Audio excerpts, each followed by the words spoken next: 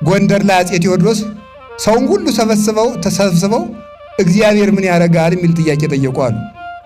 እግዚአብሔር ምን ያደርጋል ብለው ሊቃውንቱ ጠየቁ። ሁሉም ሊቃውንቱ እግዚአብሔር ዓለምን ፈጥሯል፣ እግዚአብሔር እንዲህ ብሏል እያሉ መለሱ። አንድ ተማሪ እኔ ልመልስ አለ እና አበላሉት።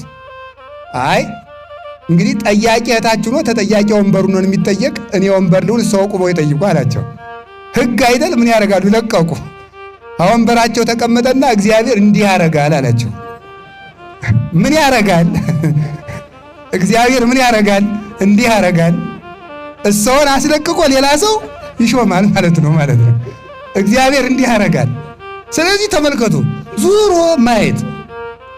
ሰው ሲሾም ያልተሾመ ሰው እንደነበረ ይረሳዋል። አመድ እንደነበረ ይረሳዋል። እናቱ ስንት ነገር አድርጋ እንዳሳደገችው ይረሳዋል። ዙሮ ማየት አይችልም። ስለዚህ ለራሳችሁ አትጨነቁ።